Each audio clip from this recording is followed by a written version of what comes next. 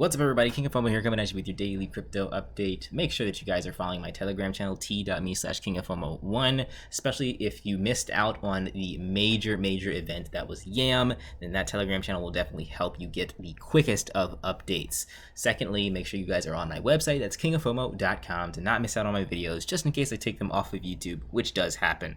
All right, so the first things first, we will be talking about other altcoins that I think can potentially be major gems. I think these things are definitely in the realm of 10x possibilities, but we'll get into what those two are at the end of the video. I'm going to talk about a lot of other stuff before then, but I'm going to go kind of quick to stay on pace. In case you're not interested, you can kind of skip ahead a little bit. So first things first, let's go ahead and talk about YAM. So this was a major crypto event. It had millions of dollars going through it, in and out of it, and it kind of sort of not broke Ethereum, but it drove the prices, the transaction prices of Ethereum extremely high up. A lot of people were asking it everywhere, why does it cost $25 to do a transaction in this smart contract? Well, it was because of these DeFi coins like YAM. Now, it did go down a significant amount, and it did end up failing, so it did become a failed project because of the fact that the code was flawed. However, the developer did state that the code was not audited, so that was a risk that we all knew and all were 100% aware of. Now, if you guys followed my tips and you did what I kind of was doing, which was farming YAM the entire time. In fact, in my first video, I said this is probably not worth buying. I wouldn't buy this stuff, and I didn't buy a single dollar's worth of YAM. If you mined it or farmed it, then you would be in profit no matter what. It was basically free money the entire time if you were farming YAM. If you did end up buying, I'm not going to say it was a dumb thing to do, but it was a risk, and a risk that you should have been willing to take. And I'm looking at other projects that are like YAM. Nothing's really standing out to me too much. There's a project called Based. There's a shrimp project that's also out, but since they aren't really catching on, they're not going to be that great in terms of getting that yield, doing yield farming on there, because again, the transaction fees are still up crazy high. So it was really a big baller's game, to be honest. Like if you were trying to farm small amounts of YAM, you got crushed with transaction fees. I'm sure I paid about maybe 2 to 3 ETH in transaction fees with YAM, but I made like 40 or 50 ETH overall, just free money, just from doing the farming. So that's the YAM project. Now, word is they are actually fixing the contract or forking it. So I'll keep you guys updated on that. I don't want to stay too long on YAMs, so we're going to go ahead and move on. I'll talk about that when it gets closer to launch. Next up is the smart contracts. So the FO token is taking off, ladies and gentlemen, currently sitting at 460 Ethereum. Last time I talked about this, I don't have the video pulled up. You guys can check it yourself, but we were looking at somewhere around maybe 200 something Ethereum. You can see that my tokens now are valued at over 10K, which is awesome, phenomenal stuff. I don't really plan on selling this stuff anytime soon, personally. I mean, you guys can always do what you want. If you want to take profits, take profits. If you want to hold. But I do think this thing has a lot of potential to grow a lot higher. We look at things like Gandiji, and that thing hit up to $10 million or 29,000 Ethereum in the contract, and we're sitting at close to about 500 ETH in here. I think this thing can break 1,000 if it continues at the rate at which it's growing, which is really good. I like the fact that FO tokens is not sky high, it's not skyrocketing overnight, but it's also not like at a standstill either. So all those things are great for the FO token. The other one I want to talk about is, my project that's near and dear to me, ETH Diamond. Now, I told you guys I'm going to continue to support this as well as the FO token. So I already have a lot in FO token right now. So what I'm going to do right here is I'm actually going to put in 4 ETH.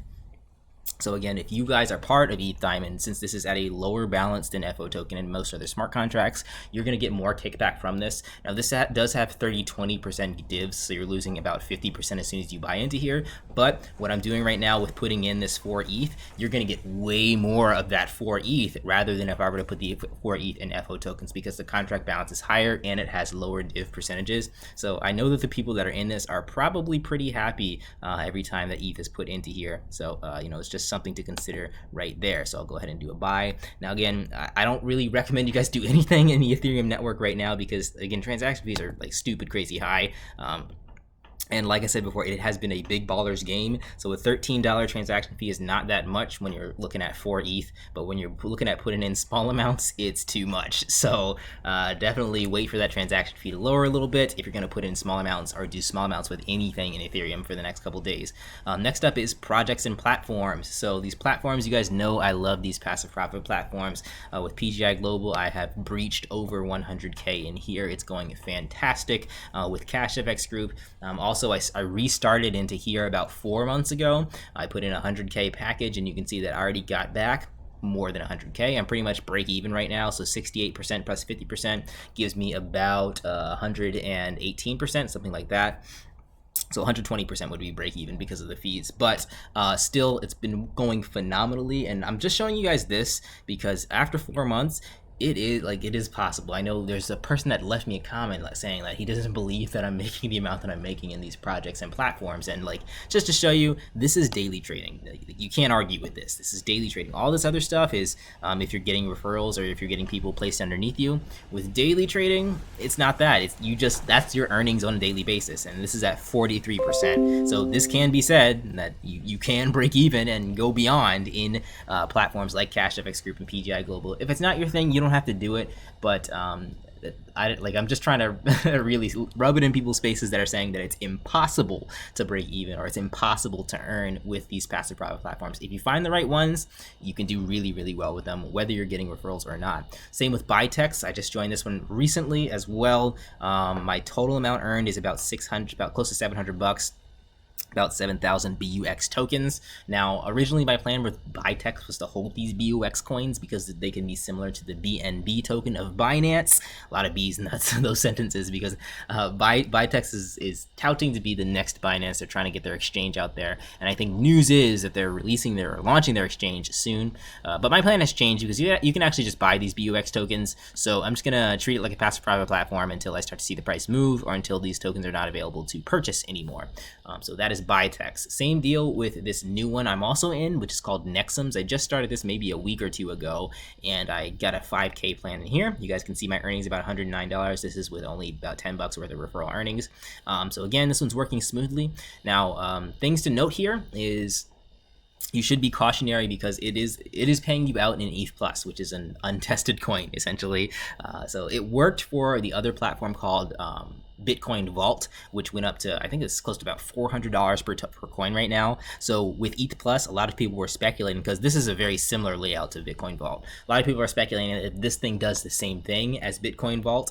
Right now, ETH Plus is valued at about $4.86. Imagine if that hits much, much higher levels. I think you can say maybe like $30 or $40, maybe not as high as Bitcoin Vault because the supply is a little bit different, but still earning this amount of tokens that I have. I don't know if it'll tell me how many tokens. I have 22 tokens in the past like two days from earning in here. Now it takes 5 days to earn after you do deposits, so don't panic if you're not earning right away. But in the 2 days that I have been earning in here, that's 22.67 ETH Plus tokens. If that's valued at $40, we're looking at a lot more than $100 on a daily basis. We're looking at 10 times that amount, so $1,000 in 2 days. So it's just something to consider. I'm not saying that ETH Plus is going to go the same way as Bitcoin Vault, but it is a possibility, and it's a risk that I'm willing to take. You can't.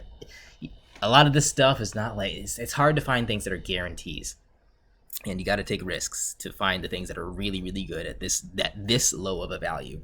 So in my opinion, you can either wait until it's pretty close to that level where it's already very successful and then jump in and miss out on the major gains, or you can take the higher chance with the higher risk of losing everything. But if it does make it, then you'll capitalize on those gains. And then finally, we have the two tokens that we're going to be talking about today, which is rebased.fi. Now, full disclosure, guys, the markets have been going up like crazy recently. So whenever there's a huge amount of money moving around, you're going to run into a huge amount of people with zero morals that will take that money and scam you and steal that money and feel not a single bit bad about it. So with that being said, there's been so many different coins and projects that have launched that I haven't talked about because they have become scams, just straight up scams. And these are projects without developers or people behind them. Now, you have to really differentiate the word scam from failed project. Yam was a failed project. That was a code flaw. And then once the dev announced, hey guys, there's a flaw in the code, this is not going to work anymore, everybody sold their coins. It wasn't one person that just stole everyone's money. With other projects that have like one developer purposefully release a flaw in the code or purposefully just steal or take all the liquidity out, that is what I consider to be a scam. So with all those things being said, you have to be careful. So with this project, the devs are not public, and you know, what I risk in here, I'm perfectly okay losing. I'm not okay losing it, but I understand if it goes away completely, because that's the risk that I'm willing to take with a completely anonymous dev team like this. Now, here's the other side of this. If the project is legitimate and if it does work the way that it's supposed to work, it can be extremely profitable. We've seen this happen with a few other coins already. So, you know, it's just, you have to really understand that scams are very prevalent right now in the crypto space, but also so are opportunities. Keep those things in mind. So this is called rebase.fi. Works similarly to Ampleforth. I'm not going to get into it too much. You guys can read it yourself, but it can be a gem that goes up a lot in value because of the rebase. These rebase coins have all been doing like really well, at least in the short term. Maybe most of them haven't really been lasting long term, but in the short term they've been doing extremely well, easy buys. And this one in particular, hopefully you guys are watching this video early. It's doing a token sale, and the token sale is actually within like the next 8 to 12 hours. So you guys can read what the pre-sale is, go to the Telegram, get signed up, all that stuff if you want to get in on that pre-sale, which is the best time to get in generally if these things do go up a lot. And then lastly is BitGear. Now this is another project. This one does have really, really lofty high goals. So let me scroll down and show you. I talked about this the other day. It's doing extremely well right now. Let's go see. I think I went too far. So this is their vision. Their vision is to create a platform that can do arbitraging, staking, burning, cross-chain interoperability between Polkadot, Ethereum dexes, one-click trading for the best exchange rates, and be a DeFi type of platform. Now, doing one of those things is pretty difficult, but doing all 6 of those things well is going to be something that is quite a lofty challenge. If BitGear can get it together and do all of this stuff, even just a little bit good, then I do think that this thing could definitely 10x and go up very, very, very high. But if it does not meet these goals or fail at any of them or takes too long, then that's the risk that can be happening there. So definitely keep your eyes on BitGear. I think that it has a ton of potential. And with all these things, guys, the important thing is do not use me as a primary source. Join the Telegrams, figure out this stuff yourself. That's how I get the gains. I don't use another YouTuber to really tell me when to do stuff. I follow the communities and I figure it out myself. But I do use other YouTubers to learn about, you know, what the new projects are. All right, guys, I'll catch you in the next video. Hit that like button, subscribe, comment, and if you're watching on CocoScope, hit that heart button. If you're watching on BitTube, hit that upvote button. If you're watching on Vimeo, subscribe to me over there. Leave some comments. Peace out.